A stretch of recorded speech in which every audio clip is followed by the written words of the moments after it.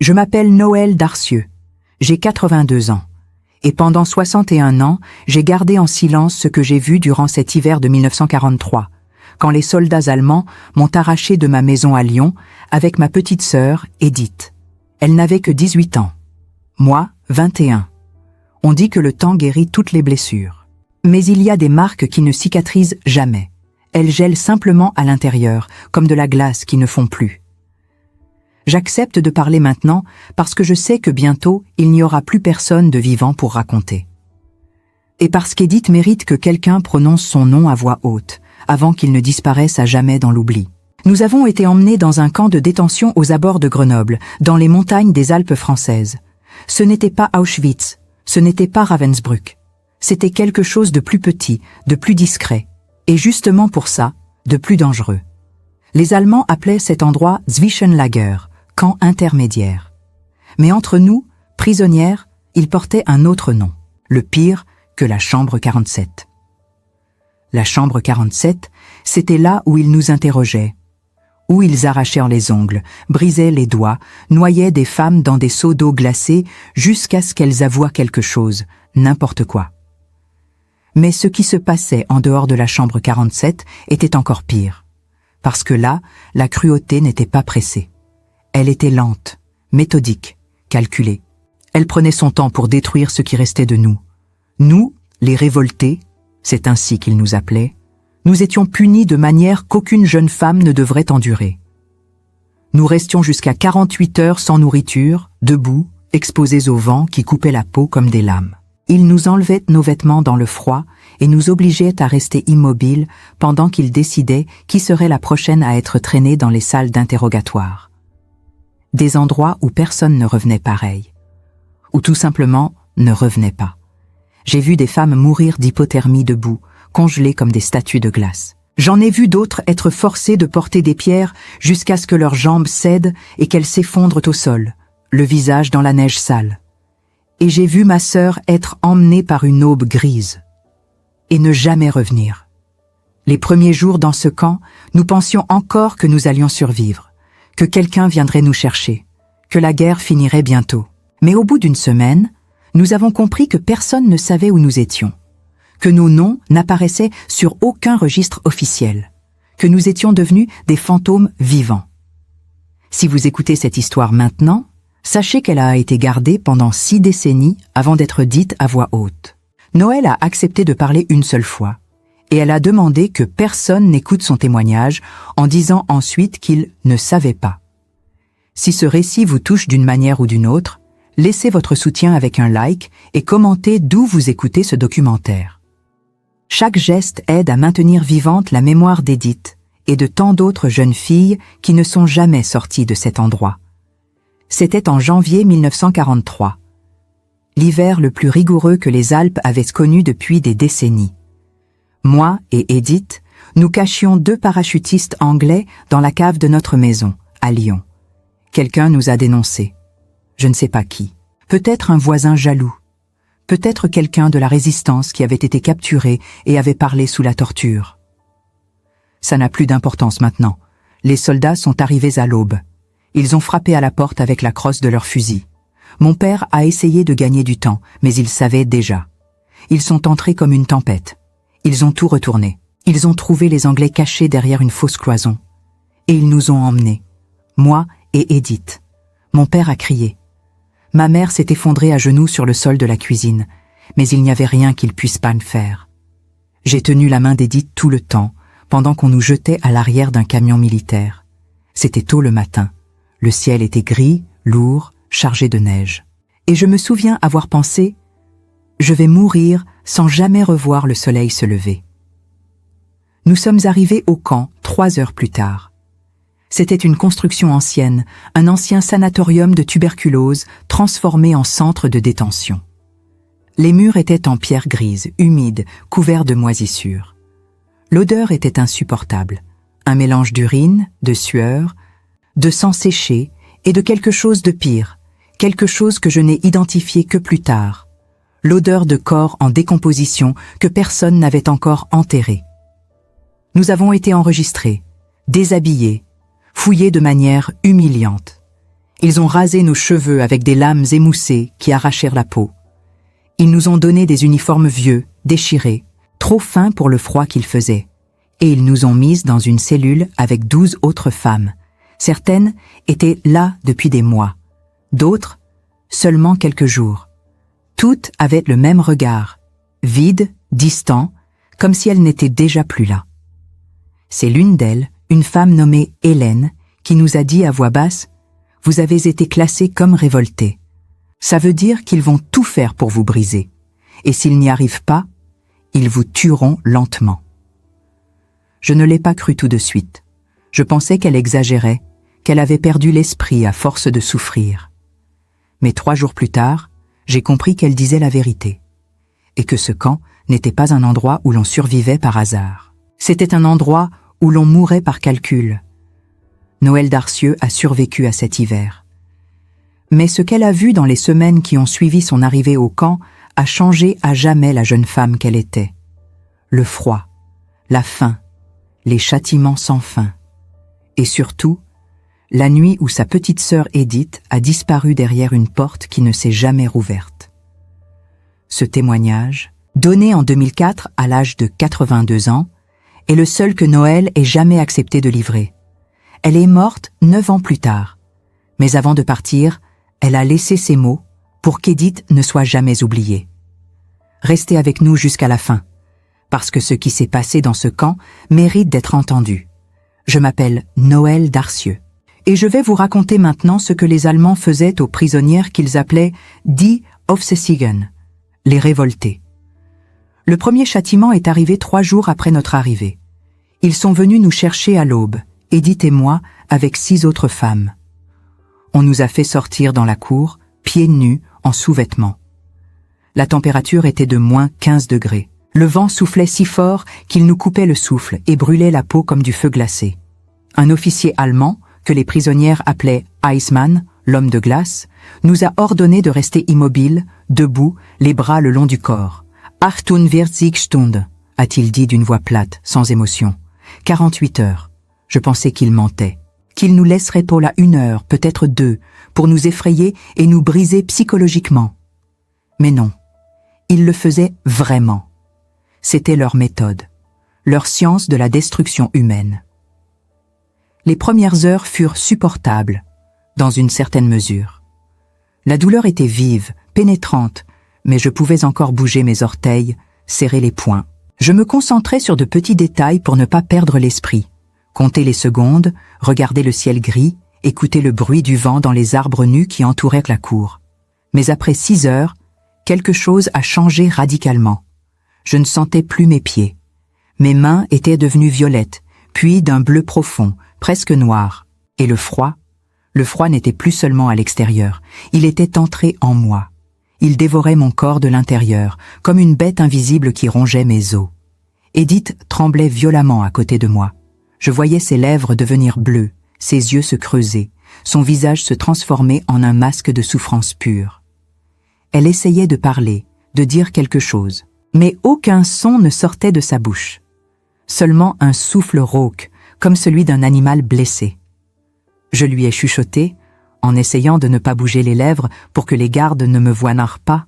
« Tiens bon, ma petite sœur, je suis là, je ne te laisserai pas. » Mais je mentais, parce que je n'étais pas là, pas vraiment. Mon esprit commençait à se détacher de mon corps. Je voyais des choses qui n'existaient pas. J'entendais la voix de ma mère me chanter une berceuse. Je sentais l'odeur du pain chaud qu'elle faisait le dimanche matin, quand nous étions encore une famille normale, avant la guerre, avant l'occupation, avant que tout ne s'effondre. Une femme s'est effondrée devant nous. Son corps a heurté le sol gelé avec un bruit sourd, comme un sac de sable. Puis une autre. Elles ne bougeaient plus. Leurs yeux étaient ouverts, fixes, regardant le ciel sans le voir. Je ne sais pas si elles étaient mortes ou simplement inconscientes, perdues dans un monde où la douleur ne pouvait plus les atteindre. Mais personne n'est venu les aider. Les soldats les ont simplement laissées là, dans la neige qui commençait à tomber doucement, recouvrant leur corps comme un linceul blanc.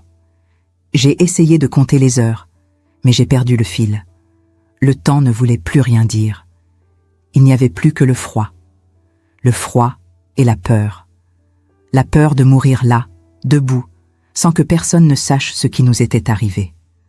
La peur qu'Edith meure avant moi et que je doive la regarder partir sans pouvoir la toucher, sans pouvoir la tenir dans mes bras une dernière fois. Au bout de 24 heures, ou peut-être plus, je ne sais plus, ils nous ont fait rentrer. Pas par pitié, simplement parce qu'ils avaient besoin de nous vivantes pour un peu plus longtemps. Parce que des prisonnières mortes ne servaient à rien, mais des prisonnières brisées, terrifiées, prêtes à tout pour éviter de retourner dans cette cour. Elles étaient utiles. On nous a jetés dans nos cellules comme des animaux. On ne nous a donné ni eau, ni nourriture. Juste une couverture fine, trouée, qui ne servait à rien contre le froid qui continuait de vivre en nous, même à l'intérieur. Edith s'est blottie contre moi. Elle pleurait en silence, son corps secoué de spasmes incontrôlables. Je sentais ses larmes chaudes sur mon cou, la seule chaleur que j'avais ressentie depuis des heures. Et j'ai réalisé, avec une clarté terrible, que je ne pouvais rien faire pour la protéger. Absolument rien. Les jours suivants ont été un brouillard de souffrance. Mes mains et mes pieds ont commencé à gonfler. La peau est devenue noire par endroits, morte, gelée de l'intérieur. Une prisonnière plus âgée, une femme qui avait été infirmière avant la guerre, m'a dit que c'était les premiers signes de gangrène. Que si ça continuait, il devrait amputer. Mais elle a ajouté, d'une voix sans émotion, « De toute façon, ils ne t'amputeront pas, ils te laisseront mourir. » Elle avait raison. J'ai vu 3 femmes mourir dans les semaines qui ont suivi ce premier châtiment. Pas de balles, pas de coups. Juste le froid. Le froid lent, patient, implacable qui détruisait le corps cellule par cellule. Mais ce qui me terrifiait le plus, ce n'était pas la mort elle-même. C'était l'idée qu'Edith puisse mourir avant moi, qu'elle puisse disparaître et que je reste seule dans cet enfer, avec le poids insupportable de n'avoir pas pu la sauver. Et quelques semaines plus tard, c'est exactement ce qui s'est passé. Je m'appelle Noël Darcieux, et je vais vous dire ce que signifiait être classé comme Aufsässige, révolté, dans ce camp des Alpes françaises, à l'hiver 1943. Après le châtiment du froid, ils ont inventé d'autres méthodes.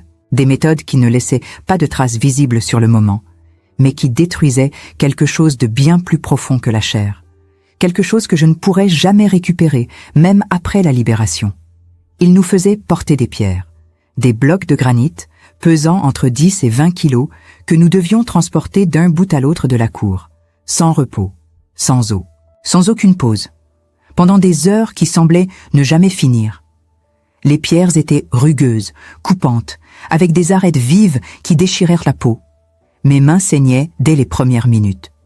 Je voyais mes propres doigts trembler, incapables de tenir le poids, mes paumes se fendre comme du vieux cuir sec. Le sang coulait entre mes doigts et rendait les pierres encore plus glissantes, encore plus difficiles à tenir. Mais si je lâchais la pierre, même une seconde, ils me frappaient avec la crosse de leur fusil, dans le dos, dans les jambes, parfois dans le visage. Edith est tombée 3 fois ce jour-là. À chaque fois, je l'ai aidée à se relever, en la tirant par le bras, en la soutenant contre moi. À chaque fois, un soldat hurlait « Ken Hilfe !» Pas d'aide, mais je m'en fichais. Elle était ma sœur, et tant que je respirais, je ne la laisserais pas tomber seule dans la neige sale.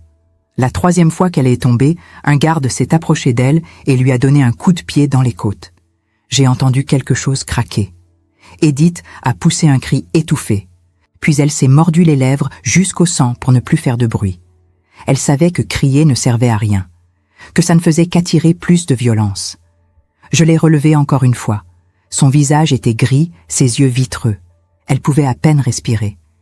Mais elle a pris la pierre. Et elle a continué à marcher. Ce jour-là, j'ai compris quelque chose de terrible. Il ne voulait pas nous tuer rapidement. Il voulait nous détruire lentement, morceau par morceau, jusqu'à ce qu'il ne reste plus rien de ce que nous avions été. Jusqu'à ce que nous devenions des ombres vides, incapables de penser, de ressentir, de nous souvenir de qui nous étions avant. Mais ce n'étaient pas les pierres qui nous terrifièrent le plus. C'étaient les portes. Il y avait, au fond du couloir principal du bâtiment, une série de portes numérotées. La chambre 47 était la plus connue, celle dont tout le monde parlait à voix basse. C'était là qu'ils torturaient les prisonniers pour obtenir des informations. Mais il y avait d'autres portes, des portes sans numéro, des portes que les prisonnières appelaient les portes aveugles. Quand une femme franchissait une porte aveugle, elle ne revenait jamais. Ou si elle revenait, elle n'était plus elle-même. Elle ne parlait plus. Elle ne pleurait plus. Elle ne réagissait plus quand on lui parlait. Elle fixait le vide, les yeux morts, comme si son âme avait été arrachée de son corps et qu'il ne restait qu'une coquille vide. Hélène, la femme qui nous avait accueillis le premier jour, qui nous avait prévenus de ce qui nous attendait, a été emmenée derrière l'une de ces portes. C'était un matin de février. Ils sont venus la chercher juste après le petit déjeuner. Une soupe claire avec quelques morceaux de pain moisi. Elle n'a pas résisté. Elle n'a rien dit. Elle s'est levée calmement et les a suivis. Mais je me souviens de son regard quand elle a franchi le seuil de notre cellule. Un regard qui disait « Je sais que je ne reviendrai pas ». Elle est revenue 3 jours plus tard. Mais ce n'était plus Hélène. Son corps était couvert d'ecchymoses, des bleus violets, noirs, jaunes, qui recouvraient de ses bras, ses jambes, son visage. Elle ne pouvait plus marcher normalement. Elle boitait, traînait une jambe derrière elle comme si elle était cassée. Et quand je lui ai demandé, en chuchotant dans le noir de notre cellule, ce qu'ils lui avaient fait, elle s'est contentée de secouer la tête en silence. Ses lèvres ont bougé, mais aucun son n'en est sorti, comme si sa voix avait été volée. 2 jours plus tard, Hélène s'est pendue avec sa couverture. Elle l'a attachée à une poutre de bois dans un coin de la cellule. Elle a attendu la nuit quand tout le monde dormait. Et elle s'est laissée partir. Le lendemain matin, quand les gardes sont venus ouvrir la porte, ils ont simplement coupé la corde, jeté son corps dans un chariot et l'ont emmené quelque part. Nous ne l'avons plus jamais revue. Personne n'a pleuré. Pas parce que nous ne ressentions rien, mais parce que nous avions déjà vu trop de morts. Parce que pleurer signifiait reconnaître que nous pourrions être les prochaines, et nous ne pouvions pas nous permettre de penser à ça. J'ai compris alors ce que signifiait vraiment pire que la chambre 47. Ce n'était pas la douleur physique, ce n'était pas les coups, ni le froid, ni la faim. C'était la destruction de l'âme. C'était le moment où tu réalisais que, même si tu survivais, tu ne serais plus jamais celle que tu étais avant. Que quelque chose en toi avait été brisé de manière irréparable. Et c'est ce moment-là qu'Edith a vécu. Pas tout de suite, mais lentement, jour après jour, je la voyais s'éteindre. Elle parlait de moins en moins. Elle ne me regardait plus dans les yeux. Elle mangeait de moins en moins, même quand il y avait de la nourriture. Elle dormait mal, se réveillait en sursaut, en sueur, les yeux remplis de terreur. Un soir, alors que nous étions allongés côte à côte sur le sol froid de notre cellule, elle m'a chuchoté à l'oreille « Noël, je crois que je ne vais pas tenir beaucoup plus longtemps. » Je l'ai serrée contre moi. J'ai caressé ses cheveux courts, rasés, qui commençaient à repousser en petites touffes irrégulières. Et je lui ai menti. Je lui ai dit « Tout va bien se passer. La guerre va finir. Nous allons rentrer à la maison. Maman et papa nous attendent. » Mais je ne croyais pas un mot de ce que je disais. Parce que je savais que nous ne reverrions jamais Lyon. Que nous étions déjà mortes, d'une certaine manière. Que nos corps continuaient à respirer, à marcher, à porter des pierres, mais que nos âmes avaient déjà commencé à se détacher. 3 jours plus tard, ils sont venus chercher Edith. Et cette fois, elle n'est jamais revenue. Je m'appelle Noël Darcieux. Et je vais vous raconter la nuit où j'ai perdu ma sœur. C'était le 18 février 1943. Cela faisait 6 semaines que nous étions prisonnières. 6 semaines qui avaient ressemblé à 6 années. Edith avait maigri de manière terrifiante. Ses yeux s'étaient enfoncés profondément dans son visage, entourés de cernes noires qui lui donnaient l'air d'un fantôme. Ses pommettes saillaient sous sa peau pâle, presque translucide. Elle parlait de moins en moins, comme si chaque mot lui coûtait une énergie qu'elle n'avait plus. Mais elle tenait bon. Elle me serrait la main chaque nuit avant de dormir, dans l'obscurité glacée de notre cellule. Et elle chuchotait toujours la même chose, comme une prière. On va rentrer à la maison. On va revoir maman et papa. On va manger du pain chaud et dormir dans nos lits. Tu te souviens de nos lits, Noël? Je voulais y croire. Je voulais tellement y croire. Mais au fond de moi, dans un endroit sombre que je n'osais pas regarder, je savais que nous ne reverrions jamais Lyon, que nous ne reverrions jamais notre maison, que nous étions condamnés. Cette nuit-là, ils sont venus la chercher. Ils ont ouvert la porte de notre cellule vers 3 heures du matin. Le bruit du verrou qui tourne dans la serrure nous a toutes réveillées en sursaut. 2 soldats sont entrés, leurs silhouettes noires découpées contre la lumière jaune du couloir. L'un d'eux portait une lampe torche qu'il a braquée sur nos visages, l'un après l'autre, comme s'il cherchait quelqu'un en particulier. Le faisceau de lumière m'a aveuglé une seconde. Puis il s'est arrêté sur Edith. « Die Jüngere, mitkommen » a dit le soldat d'une voix plate sans émotion. La plus jeune. « Viens ». Edith s'est tournée vers moi. Ses yeux étaient immenses, remplis d'une terreur pure, animale. Elle a ouvert la bouche, mais aucun son n'en est sorti. Seulement un souffle tremblant, comme celui d'un petit animal pris au piège. Je me suis levée d'un bond, malgré mes jambes faibles, malgré la douleur qui me traversait le corps. J'ai crié « Non, prenez-moi à sa place, je vous en supplie !»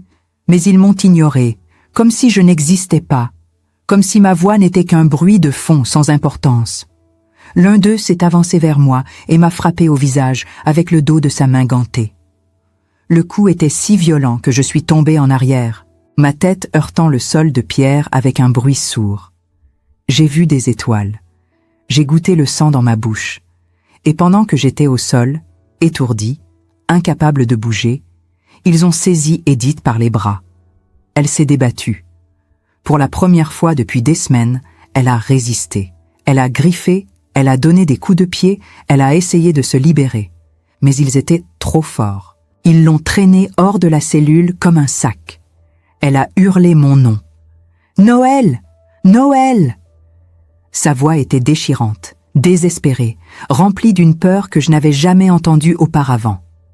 J'ai rampé vers la porte, mes mains glissant sur le sol humide. J'ai tendu la main. Nos doigts se sont touchés une dernière fois. Ses doigts étaient glacés, tremblants. J'ai essayé de la retenir, de la gripper, mais elle m'a été arrachée. Puis, la porte s'est refermée. Le bruit du verrou qui se referme a résonné dans ma tête comme un coup de feu. Je suis restée là, effondrée contre la porte en bois, incapable de bouger.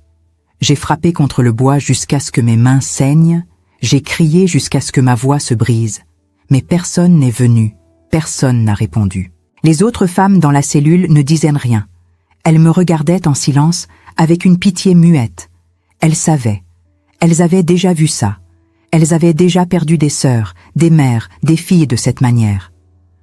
Je suis restée éveillée toute la nuit, assise contre cette porte froide, les genoux remontés contre ma poitrine, les bras serrés autour de moi. J'écoutais. J'attendais. Je priais pour entendre ses pas dans le couloir, pour entendre sa voix qui m'appelait, pour que la porte s'ouvre et qu'elle revienne, même blessée, même brisée. Mais je n'ai rien entendu. Rien d'autre que le silence. Un silence lourd, épais, qui semblait étouffer tout espoir. Le lendemain matin, quand les gardes sont venus ouvrir la porte pour nous faire sortir dans la cour, j'ai demandé à l'un d'eux où était ma sœur. Ma voix était rauque, brisée. Je l'ai supplié. Je me suis mise à genoux devant lui. Je l'ai imploré de me dire où elle était, si elle était encore vivante. Il m'a regardé avec mépris, comme on regarde un insecte. Puis il a dit « Sie ist weg ». Elle est partie. Partie où? Morte? Transférée dans un autre camp. Emmenée dans l'une de ces portes aveugles dont on ne revient jamais? Je ne l'ai jamais su. Pendant les 3 mois qui ont suivi, j'ai cherché Edith partout. J'ai demandé à toutes les prisonnières qui arrivaient si elles l'avaient vue. J'ai supplié les gardes. J'ai essayé de me faufiler dans les couloirs interdits, espérant apercevoir son visage. Mais personne ne savait, ou personne ne voulait dire. Chaque nuit, je rêvais d'elle. Je la voyais derrière une porte, frappant contre le bois, m'appelant. Je courais vers elle, mais la porte ne s'ouvrait jamais. Et je me réveillais en sueur, le cœur battant, les mains tendues dans le vide. En mai 1943, le camp a été démantelé. Les Allemands ont brûlé les registres, détruit les documents, effacé toute trace de ce qui s'était passé là-bas. Ils savaient que la guerre tournait. Ils savaient que les Alliés avançaient. Et ils voulaient faire disparaître les preuves de leurs crimes. Moi, avec une trentaine d'autres prisonnières, j'ai été transférée vers un autre camp, puis vers un autre. Et finalement, en août 1944, après le débarquement allié en Normandie, j'ai été libérée par les troupes américaines. J'étais squelettique, malade, incapable de marcher sans aide. Mais j'étais vivante. Je suis rentrée à Lyon en septembre. Ma mère et mon père avaient survécu. Ils m'ont serrée dans leurs bras en pleurant. Mais quand ils m'ont demandé où était Edith, je n'ai pu que secouer la tête. J'ai essayé de parler, mais les mots ne sont pas venus. Seulement des larmes. Je ne l'ai jamais revue. Son corps n'a jamais été retrouvé. Son nom n'apparaît sur aucun registre officiel de déportation. Elle a disparu, comme tant d'autres, effacée de l'histoire comme si elle n'avait jamais existé. Mais elle a existé. Elle était réelle, et elle méritait de vivre. Je m'appelle Noëlle Darcieux, j'ai 82 ans, et je sais que je vais bientôt mourir. Pendant 61 ans, j'ai porté le poids de cette nuit où Edith a disparu. 61 ans à me réveiller en sursaut, cherchant sa main dans le noir. 61 ans à entendre son cri résonner dans ma tête. « Noëlle! Noëlle !»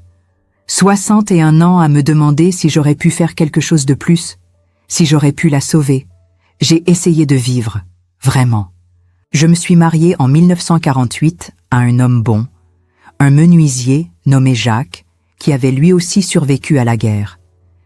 Il avait été prisonnier dans un stalag en Allemagne. Il comprenait le silence. Il ne me posait jamais de questions quand je me réveillais en pleine nuit, tremblante, couverte de sueur froide. Il me prenait simplement dans ses bras et me berçait jusqu'à ce que les tremblements s'arrêtent. Nous avons eu 3 enfants. 2 garçons et une fille.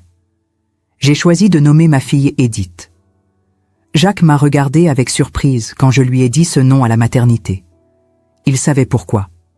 Il a simplement hoché la tête et a embrassé mon front.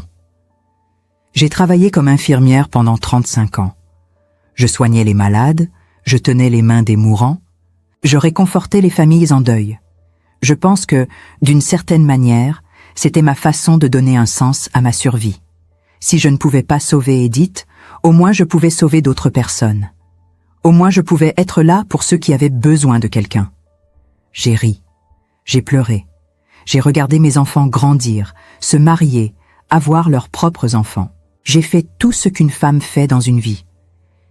Mais une partie de moi est restée prisonnière là-bas, dans cette cellule froide des Alpes, en février 1943. Une partie de moi n'est jamais sortie de ce camp. Il y a des nuits où je me réveille et je l'entends encore crier mon nom. « Noëlle! Noëlle !» Et je tends la main dans le noir, essayant de la toucher, de la retenir. Mais elle n'est jamais là. Il n'y a que le vide et le silence. Pendant des années, j'ai cherché des réponses. J'ai contacté des associations de survivants. J'ai écrit à la Croix-Rouge internationale. J'ai consulté des archives militaires, des documents déclassifiés, des témoignages d'autres déportés. J'ai rencontré des historiens qui étudiaient les camps de détention secondaires, ces Zwischenlager dont personne ne parlait parce qu'ils n'étaient pas aussi grands, pas aussi connus qu'Auschwitz ou Dachau. Mais le camp où nous avions été détenus n'existe plus. Le bâtiment a été détruit en 1945, juste après la libération. Les Allemands avaient brûlé tous les registres avant de partir. Les soldats qui y travaillaient sont morts pendant la guerre, ou ont fui, ou n'ont jamais été jugés pour leurs crimes. Certains ont probablement vécu des vies tranquilles, en Allemagne ou ailleurs, sans jamais répondre de ce qu'ils avaient fait. J'ai appris qu'il y avait eu d'autres camps comme celui-là. Des dizaines. Des petits centres de détention dispersés dans les montagnes, dans les forêts, loin des regards. Des endroits où l'on envoyait les indésirables, résistants, juifs, prisonniers politiques, femmes accusées de collaboration avec l'ennemi. Des endroits où les règles normales ne s'appliquaient pas, où la cruauté était banale, quotidienne, méthodique. Edith est devenue un fantôme, un nom sans corps, une mémoire sans preuve. Et c'est peut-être ça, le pire. Pas la douleur, pas la peur, pas même la torture. Mais l'absence. Le fait qu'elle ait disparu sans laisser de traces, comme si elle n'avait jamais existé. Comme si ces 18 années de vie, ses rires, ses rêves, ses espoirs, n'avaient jamais eu lieu. Mais elle a existé. Elle était réelle. Elle avait des rêves. Elle voulait devenir enseignante. Elle aimait lire des poèmes de Rimbaud et de Verlaine. Elle recopiait ses vers préférés dans un petit cahier bleu qu'elle gardait sous son oreiller. Elle riait si fort que tout le monde autour d'elle riait aussi, même sans savoir pourquoi.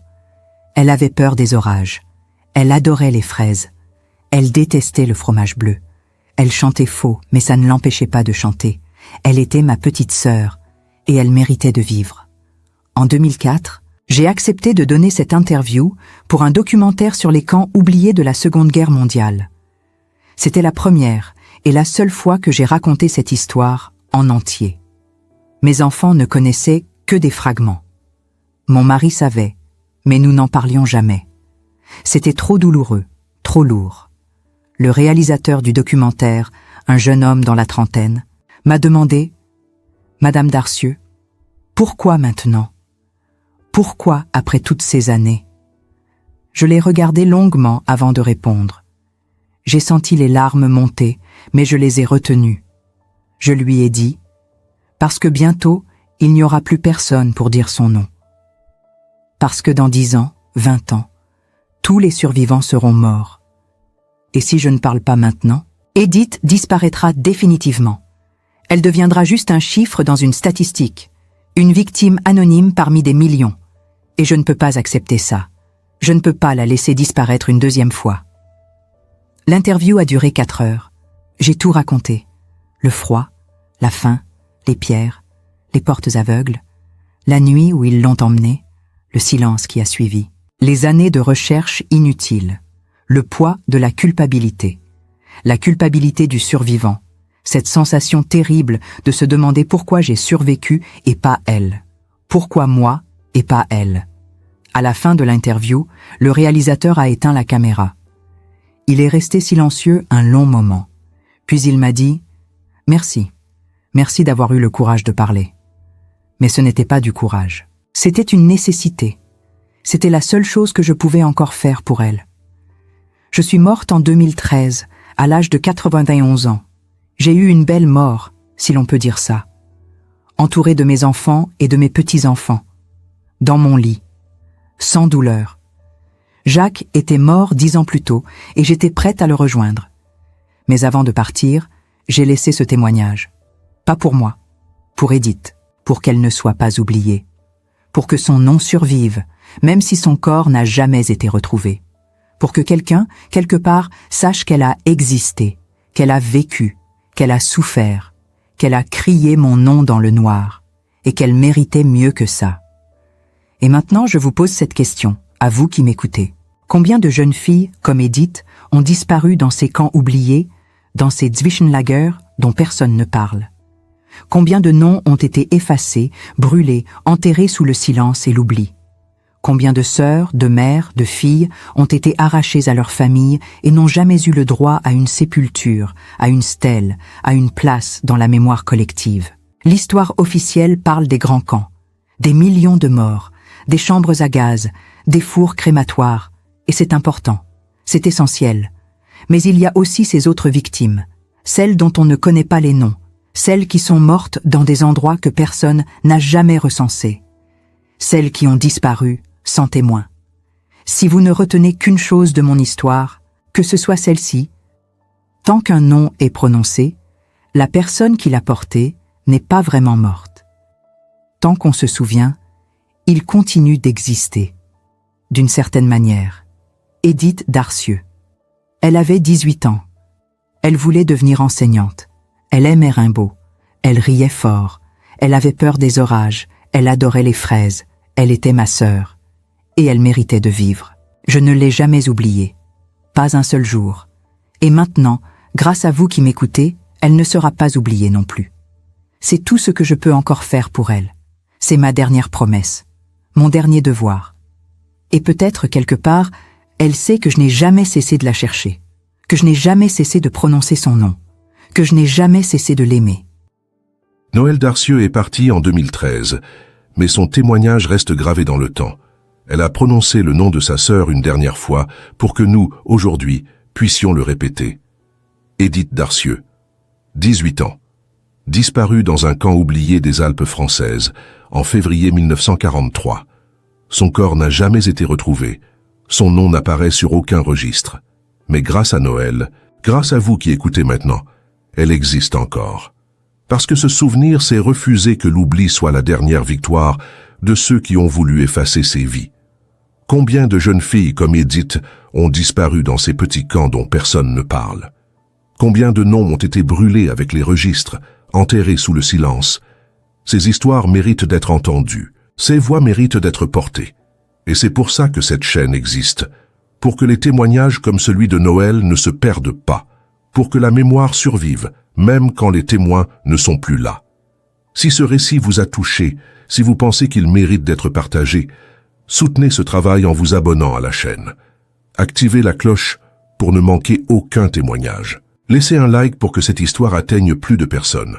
Ces gestes simples permettent de garder vivante la mémoire de celles et ceux qui ont disparu sans laisser de traces. Et surtout, prenez un instant pour écrire dans les commentaires ce que cette histoire a éveillé en vous. Quelle réflexion elle a provoqué, quel souvenir elle a ravivé. Parce que chaque commentaire, chaque mot déposé ici, c'est une manière de dire « Je vous ai écouté, je ne vous oublie pas ». C'est une manière de honorer Édith, Noël et toutes les autres victimes anonymes de cette guerre. Noël a passé 61 ans à porter ce poids dans le silence. Elle a choisi de parler une seule fois avant de partir. Elle a demandé qu'on ne dise jamais « Je ne savais pas ». Maintenant, vous savez. Et maintenant, c'est à vous de décider si ce témoignage restera vivant ou si, comme tant d'autres, il disparaîtra dans l'oubli. Merci d'avoir écouté jusqu'au bout. Merci d'avoir été là pour Noël. Et merci, au nom d'Édith, de ne pas les laisser partir une seconde fois. O Claude pod comme terreros, confira sempre as respostas.